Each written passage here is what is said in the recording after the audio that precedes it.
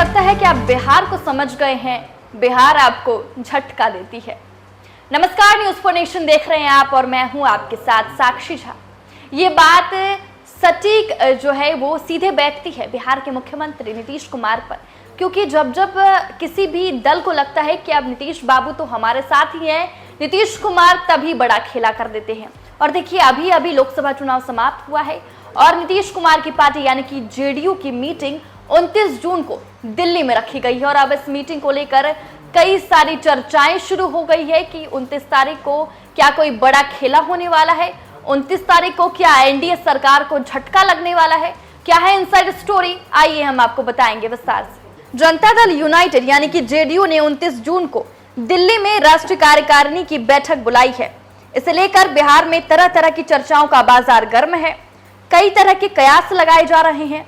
कुछ तो ये भी कह रहे हैं कि नीतीश कुमार कार्यकारिणी की बैठक में पीएम नरेंद्र मोदी की सरकार को सौंपने के लिए मांगों का ज्ञापन तैयार करने का प्रस्ताव दे सकते हैं। कुछ का मानना है कि केंद्रीय मंत्रिमंडल में जेडीयू को कम महत्व वाले विभाग देने से वो खफा है। कहने वालों के पास ये भी है कि नीतीश बिहार को विशेष दर्जे का दावा फिर से कर सकते हैं। नीतीश क्या करेंगे ये उनके पहले के फैसलों से सबको पता है। वो क्या करने वाले हैं इस बारे में उनके अलावा पार्टी के लोगों को भी पता नहीं होता। नीतीश कुमार की इसी खासियत ने चर्चाओं को जन्म दे दिया है। हालांकि कुछ दिनों से वो अस्वस्थ हैं। हाल ही में पटना के एक निजी अस्पताल में उनका इलाज कराया गया। बाह में दर्द की शिकायत पर उन्हें अस्पताल में भर्ती होना पड़ा। वहीं नीतीश की राजनीति और उनके कामकाज की शैली को समझने वाले जानकार मानते हैं कि नीतीश कुमार ऐसा कुछ नहीं करेंगे जैसे कयास लगाए जा रहे हैं। उन्हें भी पता है कि 12 सांसदों के भरोसे नरेंद्र मोदी पर दबाव बनाना उनके लिए लाभकारी नहीं है। रही बात बिहार को विशेष दर्जे की मांग की, तो नीतीश कुमार पहले से ही ये मांग करते रहे हैं। वो इस मांग को तभी उठाते हैं जब वो एनडीए से बाहर रहते हैं। इस बार वो एनडीए के साथ हैं तो इसकी उम्मीद बेमानी है। वो ये भी जानते हैं कि मांगने से ही कुछ मिलेगा ये जरूरी नहीं।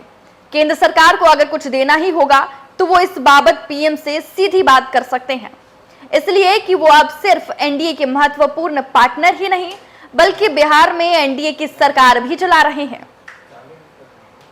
कुछ लोग तो ये भी कह रहे हैं कि नीतीश कुमार समय से पहले बिहार विधानसभा का चुनाव कराने का फैसला ले सकते हैं। देखिए, एनडीए में जिस तरह से उनकी पूंछ बढ़ी है और उनको अगली बार सीएम बनाने के नाम पर नाक भौं सिकोड़ने वाले भाजपा के प्रदेश स्तर के नेता 2025 का विधानसभा चुनाव उनके नेतृत्व में लड़ने की बात कह रहे हैं, उससे साफ है कि उनकी कुर्सी को फिलहाल कोई खतरा नहीं है। समय से पहले इलेक्शन का भी लाभ उन्हें मिल जाएगा, इसकी कोई गारंटी नहीं, इसलिए कि बेरोजगारों को नौकरी उनकी सरकार ने भले दी है, लेकिन लोगों के दिमाग में ये बात बैठ गई है कि तेजस्वी यादव की पहल से ही ये संभव हो पाया है।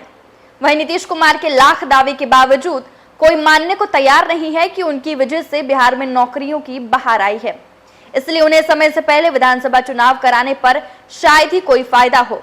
वो चाहेंगे कि जब लोगों को ये भरोसा हो जाए कि नौकरी मिलने में तेजस्वी की कोई भूमिका नहीं है, तभी उन्हें चुनाव से फायदा हो सकता है।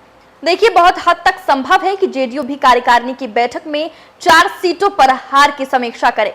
कुछ सीटों पर कम अंतर से पार्टी की जीत हार की भी समीक्षा हो सकती है।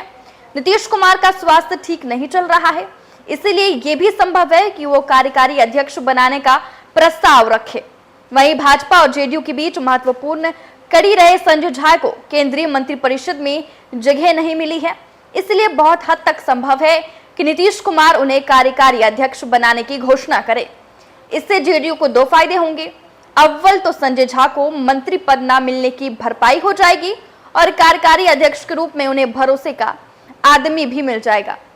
तो देखिए, 29 जून को दिल्ली में जेडीयू की कार्यकारिणी बैठक होने वाली है और इस बैठक की जो चर्चाएं हैं अब सियासी गलियारों में घूमने लगी है और इस पर चर्चाएं शुरू हो गई है कि आखिरकार 29 जून को नीतीश कुमार कौन सा बड़ा फैसला लेंगे। फिलहाल आपकी इस वीडियो पर क्या राय है हमें कमेंट करके जरूर बताएं और ऐसे ही तमाम खबरों से अपडेट रहने के लिए देखते रहें न्यूज़ फॉर नेशन।